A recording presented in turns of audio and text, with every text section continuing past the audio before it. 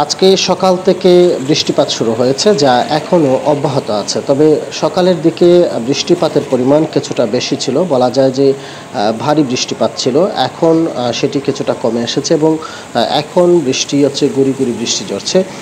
সকাল 6:30টার দিকে আজকে বৃষ্টি শুরু হয়েছিল, যা টানা 3 ঘন্টার বেশি সময় আমরা দেখেছি যে ভারী বৃষ্টি ঝরেছে এবং এরপর বৃষ্টিপাতের পরিমাণ কিছুটা কমেছে। তো অন্যদিকে যদি বলতে হয় যে এই বৃষ্টির ফলে কিন্তু শহরবাসীর মধ্যে একটি অস্বস্তিকর পরিবেশ তৈরি হয়েছে, কেননা অনেককে দুর্ভোগ পোহাতে হয়েছে।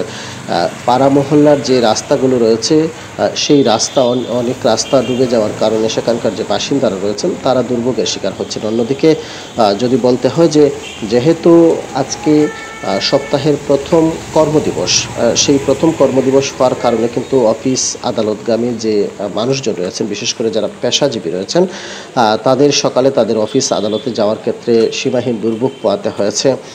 টানা বর্ষণের কারণে অনেকে সময় মতো অফিস আদালতে পৌঁছাতে পারেনি। এর মধ্যে সবচেয়ে বেশি দুর্ভোগের শিকার হয়েছেন স্কুল কলেজগামী যে শিক্ষার্থীরা রয়েছেন, বিশেষ করে কিন্ডার গার্ডেনের যে কোমলমতি শিক্ষার্থীরা রয়েছেন, তারাই সবচেয়ে বেশি দুর্ভোগের শিকার হয়েছেন। সকালে অন্যান্য দিন আমরা যে পরিমাণ শিক্ষার্থীদেরকে রাস্তায় দেখা যায়, আজকে কিন্তু একেবারেই শিক্ষার্থীর সংখ্যা ছিল না। আবার অনেক বিদ্যালয়ে আসলে উপস্থিতির যে সংখ্যা, সেটি একেবারেই কম আমরা জানতে পেরেছি। যেহেতু সকাল থেকে বৃষ্টি শুরু হয়েছিল, এখনও গুঁড়ি গুঁড়ি বৃষ্টি ঝরছে। ফলে এই বৃষ্টিতে মানুষের যে তীব্র দুর্ভোগ তৈরি হয়েছে, পাশাপাশি কিন্তু খেটে খাওয়া যে মানুষরা রয়েছেন, যেমন অন্যান্য দিন সকাল থেকেই রাস্তার মধ্যে কিন্তু প্রচুর পরিমাণে যানবাহন আমরা দেখি। আজকে সেই যানবাহনের পরিমাণ একেবারেই কম।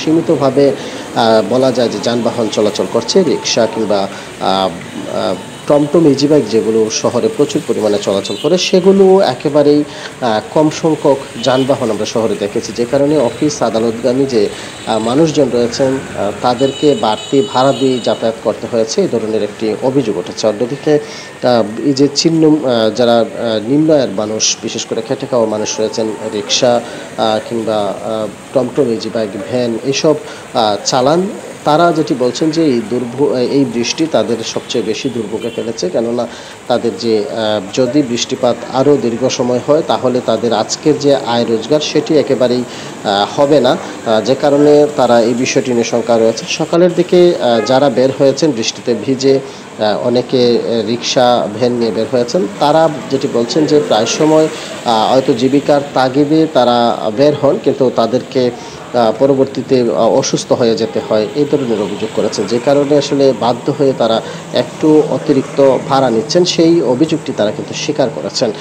তো সব মিলিয়ে বলতে হয় যে এই বৃষ্টি, যেহেতু গতকাল প্রচণ্ড তাপদাহ ছিল, সেই তাপদাহের পর আজকের যে বৃষ্টি সেটি স্বস্তি দিয়েছে। অন্যদিকে পানি উন্নয়ন বোর্ড আমাদেরকে যেটি জানিয়েছে যে এরই মধ্যে হবিগঞ্জ জেলায় গত 24 ঘন্টায়, অর্থাৎ গতকাল সকাল 9টা থেকে আজকে সকাল 9টা পর্যন্ত 24 ঘন্টায় বৃষ্টিপাত রেকর্ড করা হয়েছে 21 মিলিমিটার। এবং এই বৃষ্টিপাত উজানেও অব্যাহত আছে, যেই কারণে খোয়াই নদীর পানিও উজান থেকে কিছুটা বেড়ে আসছে বলে আমাদেরকে পানি উন্নয়ন বোর্ড জানিয়েছে। যদি বৃষ্টিপাতের পরিমাণ আরও বাড়ে, সেই ক্ষেত্রে নদীর পানি আরও বাড়ার শঙ্কা তৈরি হয়েছে।